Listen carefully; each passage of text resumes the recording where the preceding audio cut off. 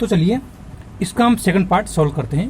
Question आपका जो fifth है उसका सेकंड पार्ट क्या है। क्वेश्चन फिफ्थ में उसका सेकंड पार्ट है एरिया ऑफ द सेक्टर। तो देखिए सेक्टर का एरिया फाइंड करने की बोला है, यानी ये जो पूरा सेक्टर बन रहा है इसका एरिया फाइंड करना अपने को, ठीक है। तो एरिया ऑफ सेक्टर का फॉर्मूला अपने को पता है, वो लिख देते हैं। क्या है? एरिया ऑफ द सेक्टर और क्या फॉर्मूला? थीटा अपॉन 360 मल्टीप्लाई में पाई आर स्क्वायर, ये फॉर्मूला। तो थीटा कितना दे रखा है? थीटा जो मैं लिख देता हूँ यहाँ पर, क्या दे रखा था आपका? थीटा है 60 डिग्री, यानी यहाँ जो एंगल बन रहा है वो कितना डिग्री है? 60 डिग्री। जो रेडियस है वो कितना है? 21 सेंटीमीटर। तो थीटा की वैल्यू 60 डिग्री अपॉन 360, पाई की वैल्यू रख देते हैं 22 अपॉन 7 आर, और आर कितना है? 21 का स्क्वायर। तो सॉल्व कर देते हैं, 0 से 0 कैंसिल हो जाएगा, 6 1 जा 6, 6 6 जा 36, यानी यहाँ आया 1 अपॉन 6। ये जो लाइन है बिल्कुल इक्वल के बीचों बीच से चलनी चाहिए, बिल्कुल 1 से ना। 1 अपॉन 6, 1 अपॉन 6, 22 अपॉन 7, 21 का स्क्वायर कितना हो जाएगा? 441। कुछ कैंसिल और आप कर सकते हो, जिसका कट रहा है यहाँ पर 2 3 जा 6, 2 1 जा 2, 2 1 जा 2, ऐसे 7 से 7 1 जा 7, 7 6 जा 42, 2 बचा 7 3 जा 21। अब भी कैंसिल हो तो कर सकते हो, 3 1 जा 3, 3 2 जा 6 और 3 1 जा 3। तो यहाँ आ जाएगा, तो 11 मल्टीप्लाई आपका 21, तो दोनों का मल्टीप्लाई कर देते हैं और ये रफ वर्क में इधर करते हैं मल्टीप्लाई। तो मल्टीप्लाई करने पर आएगा, देखिए क्या आ रहा है आपका? 21 मल्टीप्लाई 11, 11 1 जा 11 का 1 कैरी 1, 11 2 जा 22 प्लस 1 23, यानी आंसर आ जाएगा आपका मल्टीप्लाई करने पर 231 सेंटीमीटर स्क्वायर, क्योंकि एरिया जो है इकाई में स्क्वायर में आता है। तो ये आपका क्वेश्चन 5 का सेकंड पार्ट कंप्लीट हुआ। अब इसके बाद अपन इसी का थर्ड वाला पार्ट देखिए। थर्ड वाला पार्ट क्या दे रखा है? Area of the segment formed by the corresponding चोट, यानी ये जो आपकी चोट बन रही है इसके द्वारा यहाँ पर ये जो एरिया बनाया गया है ये अपने को फाइंड करने की बोला है, ठीक है, थर्ड वाले पार्ट में। अब कैसे फाइंड करना है वो अपन देखते हैं। तो चलिए थर्ड पार्ट सोल्व करते हैं। थर्ड पार्ट है आपका area of the segment formed by the corresponding चोट, यानी उस चोट ने ये जो एरिया बनाया ये अपने को फाइंड करना है। यहाँ पर देखिए एंगल कितना डिग्री बन रहा है? 60 डिग्री, और रेडियस कितना है? 21 सेंटीमीटर। ये भी रेडियस कितना है? 21 सेंटीमीटर। तो अगर ये एरिया फाइंड करना है अपने को चोट के द्वारा जो सेगमेंट ने बनाया है, तो पहले पूरे सेक्टर के एरिया में से ट्रायंगल का एरिया माइनस करना पड़ेगा। एक क्वेश्चन अपने पहले ये करा था। तो अगर ये एरिया फाइंड करना है तो कैसे फाइंड करेंगे? ट्रायंगल का एरिया माइनस करके।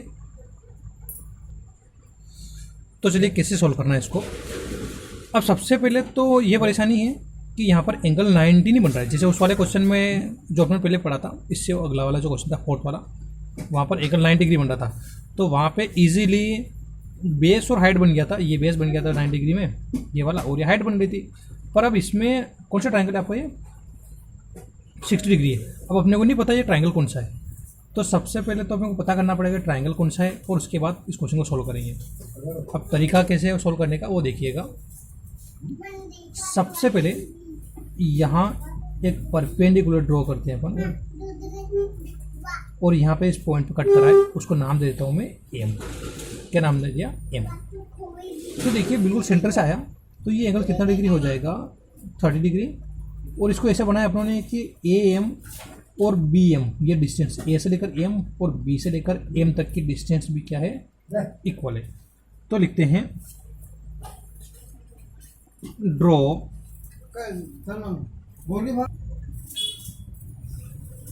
तो लिखा अपनों ने ड्रॉ, क्या ड्रॉ करें अपन? परपेंडिकुलर। तो draw O M perpendicular O M perpendicular, किसके ऊपर परपेंडिकुलर है आपका ये ओ एम जो है ये परपेंडिकुलर है ए से लेकर बी के ऊपर, तो लिखा परपेंडिकुलर ए बी, ये परपेंडिकुलर का सिंबल। ठीक, सारे सिंबल ये जो बेसिक 9th में देखे थे अपने परपेंडिकुलर सिंबल। ऐसे ही आगे लिखेंगे इसको, सच दैट, यानी इसको ऐसे बनाया अपने कि ए एम जो है ए एम और बी एम की डिस्टेंस क्या है आपस में इक्वल है, मतलब जितना डिस्टेंस इधर ए एम की है होगी उतना ही किसकी होगी बी एम की होगी। और ये जो एंगल बना है एंगल ए ओ एम कितना डिग्री है 30 डिग्री, आधा हो गया हाफ हो गया 60 का, तो लिखा angle A O M, angle A O M कितना डिग्री 30 डिग्री। ठीक, अब देखिए यहाँ पर एक ट्राइंगल बन रहा है जहाँ पर ये कितना डिग्री 90 डिग्री, यानी मैं अगर इस ट्राइंगल को अगर आपके सामने से बाहर निकालूँ, ये वाला जो डायग्राम ये आपको बनाना नहीं है, बनाना ये वाला है, ये बस समझा रहा हूँ मैं। क्या है ए एम, ये ए एम और यहाँ पर कितना डिग्री है 30 डिग्री। ठीक है,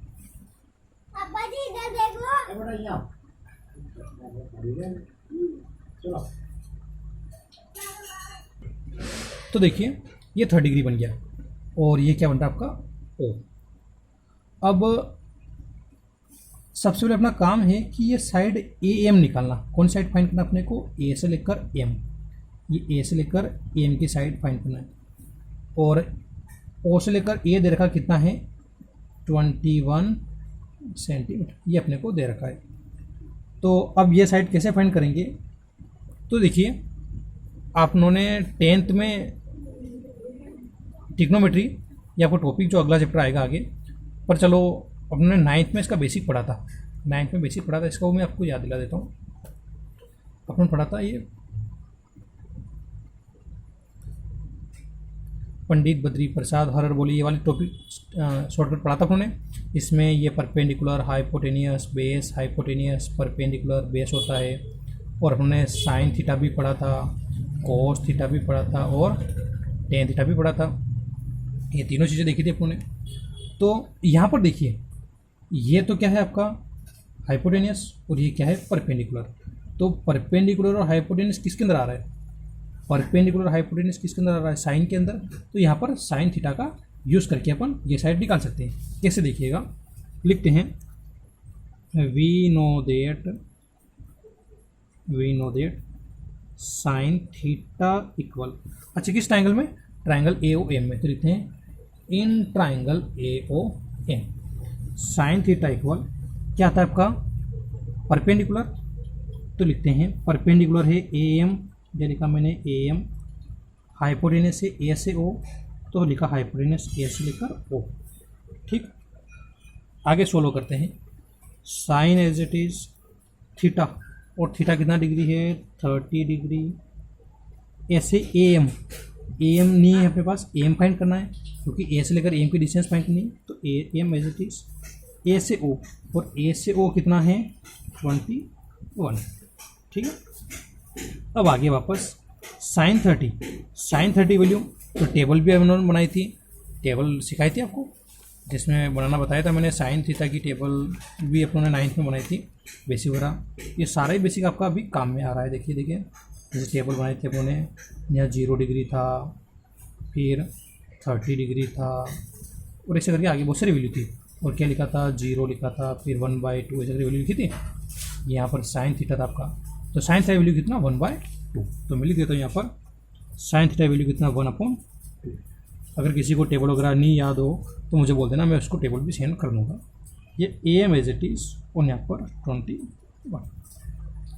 ये 21 ऊपर आ जाएगा तो इसका मल्टीप्लाई यहाँ करेंगे तो 21 और अपॉन में 2, और ये आ जाएगा ए एम, यानी इसको सीधा लिख देते हैं। तो ए एम की वैल्यू आ गई 21/2 और काय में सेंटीमीटर। अब इसके बाद ए से लेकर ए एम की वैल्यू अपने पास आ गई, किसकी वैल्यू आ गई अपने पास ए से लेकर एम तक की, पर अपने ओ ए की डिस्टेंस दे रखी है, ओ बी की डिस्टेंस दे रखी है, लेकिन ए से लेकर बी, इस पूरे ट्राइंगल में ए से लेकर बी की डिस्टेंस नहीं है। इतना तो फाइंड हो गया, तो अगर ए एम का डबल कर देंगे, यानी ए एम से लेकर यहाँ तक की डिस्टेंस अगर डबल कर देंगे तो पूरा ए बी निकल के आ जाएगा। क्या निकल के आ जाएगा ए बी, क्योंकि ए एम तो अपना निकल जाए, कितना आ गया 21/2, और अगर मैं ए बी निकालूंगा तो पूरा डबल हो जाएगा। यानी जो ए बी है वास्तव में वो किससे मिलके बन रहा है, ए एम और बी एम से। ए बी किससे मिलके बन रहा है आपका, ये जो ए बी है आपका ए एम और बी एम से मिलके बन रहा है, ठीक। और ए एम और बी एम दोनों इक्वल अपने, तो यहाँ पर भले ए एम हो या बी एम हो, दोनों की वैल्यू कितना है 21/2। तो ए बी तो ऐसे कैसे, ए एम की वैल्यू भी 21/2 है और बी एम की वैल्यू भी कितना 21/2, यानी ए बी आ जाएगा 2 एज इट इज़, और ये कितना हो जाएगा 21 + 21, तो ए बी आ जाएगा 42/2, और कट कर देंगे 2 2 जा 4, 2 1 जा 2, तो ए बी की वैल्यू निकल के आ गई 21 सेंटीमीटर। यानी ये जो ए बी है इसकी वैल्यू भी निकल के आ गई, कितना आ गई 21 सेंटीमीटर। अब देखिए ध्यान से, ये भी 21 सेंटीमीटर, ये भी 21 सेंटीमीटर और ये भी 21 सेंटीमीटर, तो तीनों ही साइड है 21 सेंटीमीटर। अब देखिए यहाँ पर ए बी इक्वल, ओ से ए इक्वल और ओ से बी इक्वल, तीनों इक्वल और तीनों कितनी वैल्यू होगा निकल के 21 सेंटीमीटर। तो यहाँ पर सारी साइड सेम है, और अगर ऐसा ट्राइंगल जिसकी तीनों साइडें सेम है उसको कौन सा ट्राइंगल बोलते हैं अपन, इक्विलेटरल। तो लिखते हैं we know that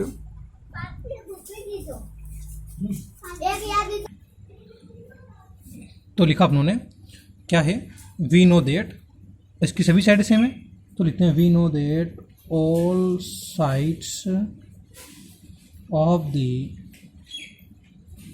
triangle are equal. Triangle की सारी साइडें क्या है, इक्वल है, और ऐसा ट्राइंगल जिसकी सारी साइडें सेम उसको अपन क्या बोलते हैं, इक्विलेटरल ट्राइंगल। तो लिख देते हैं then triangle is equilateral triangle. ये कौन सा ट्राइंगल हो जाएगा आपका, इक्विलेटरल, ठीक। तो आगे सोल्व करते हो।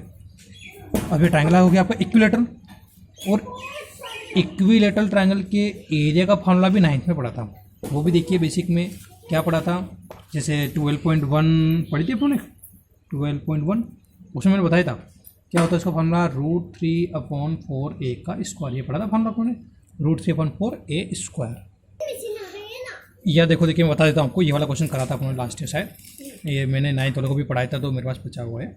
जैसे एक्सरसाइज 12.1 का ये ट्रैफिक सिग्नल वाला क्वेश्चन पढ़ा था ना, जिसमें स्कूल हेड वाला एक एग्जाम्पल पढ़ा था, इक्विलेटरल ट्राइंगल था जिसकी साइड ए थी, तो इसका फार्मूला बनाया था अपनों ने। और कौन सा वाला फार्मूला देखो देखिए, √3/4a², यानी इक्विलेटरल ट्राइंगल के एरिया का फार्मूला ये पढ़ा था उन्होंने, तो ये फार्मूला अपन यहाँ पे यूज़ करेंगे, ठीक है।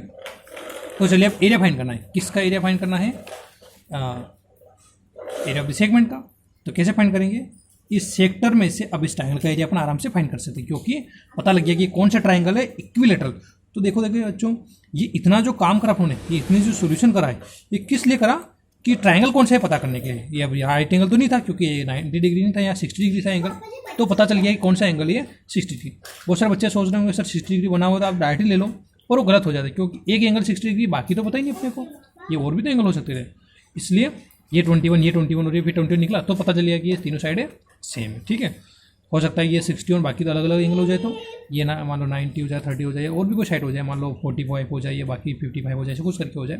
तो ये नहीं पता था, इसलिए उन्होंने साइडों से पता करा कि कौन सा ट्राइंगल है आपका इक्विलेटरल। तो अब आगे लिखते हैं अपन सेगमेंट का एरिया। तो लिखा then area of the segment formed by the corresponding chord, corresponding chord के द्वारा बना हुआ एरिया। तो उस एरिया के लिए क्या करना पड़ेगा, इस सेक्टर के एरिया में से एरिया ऑफ द सेक्टर, ये जो आपका पूरा सेक्टर का जो एरिया है, इस पूरे में से ट्राइंगल का एरिया माइनस कर देते हैं। इसका एरिया माइनस कर देते हैं, एरिया ऑफ द ट्राइंगल। और कौन सा ट्राइंगल? इक्विलेटरल। तो लिख देंगे area of the equilateral, area of the equilateral triangle. ठीक। और एरिया ऑफ द सेक्टर का formula theta upon 360 multiply pi r square. और area of the equilateral triangle का फॉर्मूला अभी पढ़ा था, √3/4 मल्टीप्लाई साइड ए का स्क्वायर। ठीक है। और साइड ए अपने पास पता है, लिख देंगे यहाँ पर ए क्या है? साइड। ठीक है, सही बता रहे हैं। अब थीटा, तो थीटा कितना है देखिए यहाँ पर थीटा पूरा, इस पूरे ट्राइंगल में थीटा कितना डिग्री? 60 डिग्री। ठीक है, 30 डिग्री तो बस इस आधे वाले ट्राइंगल के लिए था है ना, ये पूरा कितना? 60 डिग्री। और रेडियस 21। और साइड इसकी ए भी कितना हो जाएगी? 21, सब जगह 21, तो साइड भी कितना इसकी? 21। तो ऊपर लिख देता बोले मैं यहाँ पर, देन क्या लिख देते हैं, देन थीटा कितना आपका? 60 डिग्री, रेडियस आर 21 सेंटीमीटर, और साइड ए भी कितना? 21 सेंटीमीटर। तो लिखा थीटा 60/360, पाई की वैल्यू 22.7, आर जो है आर भी कितना? 21 का स्क्वायर माइनस √3/4, और साइड ए भी कितना? 21 का स्क्वायर। कट रहा हो तो काट दे देंगे अपन। अच्छा, यहाँ पे √3 की वैल्यू नहीं दे रखी है, तो अपन √3 को ऐसे कैसे रखेंगे? ठीक है, जैसे 0 से 0 कैंसिल हो गया, 6 1 जा 6, 6 6 जा 36, 6 6 जा 36, यानी 1/6 मल्टीप्लाई 22/7, 21 का स्क्वायर कितना? 441, माइनस √3 की वैल्यू नहीं दे रखी है क्वेश्चन में कहीं पर भी। तो स्टार्टिंग में देखिए ये जो क्वेश्चन था आपका, तो इसमें कहीं पर भी √3 की वैल्यू नहीं दे रखी, तो मैं इसको ऐसे कैसे रखूँगा √3 को? तो रखते हैं √3/4 और 21 का स्क्वायर 441। तो इसको आगे सॉल्व करते हैं, कुछ कैंसिल होता करते हो। देखो देखिए 2 1 जा 2, 2 1 जा 2, ये 2 3 जा 6, 7 से कट हो जाएगा, 7 जा 7, 7 6 जा 42, 2 बचा, 7 3 जा 21, और कैंसिल हो रहा है 3 1 जा 3, 3 2 जा 6, और 3 1 जा 3। तो 11 मल्टीप्लाई 21, 11 मल्टीप्लाई 21 माइनस 441, ये 441 रूट का 3, और अपॉन में क्या है इसके 4, और यहाँ पर मल्टीप्लाई कर देते हैं। तो 11 का मल्टीप्लाई 21 से तो आ जाएगा 231 माइनस 441 √3/4, और ये पूरा आपका सेंटीमीटर स्क्वायर, ये आपका आंसर हो जाएगा। ठीक है, तो इस तरीके से ये आपका क्वेश्चन नंबर जो चल रहा था, क्वेश्चन नंबर 5 जो है वो अपनों ने पूरा कंप्लीट कर लिया है। क्वेश्चन थोड़ा बड़ा है, और क्वेश्चन में काफ़ी चीज़ें ऐसी है जो आप पहली बार पढ़ रहे होंगे, तो घर पे इन क्वेश्चनों को सभी अच्छे से एक बार सॉल्व कीजिएगा, क्योंकि मैंने आपको कल भी बताया था कि क्वेश्चन जो है अब धीरे धीरे इनका लेवल बढ़ता जाएगा। अब ये क्वेश्चन है, इससे अगले वाला थोड़ा इससे भी लेवल करेगा, लेकिन क्वेश्चन में ज़्यादा कोई नई बात नहीं है। एक बार अगर क्वेश्चन सही से अच्छे से कर लिया तो बाकी क्वेश्चन धीरे धीरे समझ में आने लग जाएंगे। ठीक, तो मिलते हैं नए अगले वीडियो में नए क्वेश्चन के साथ। जय हिंद, जय भारत।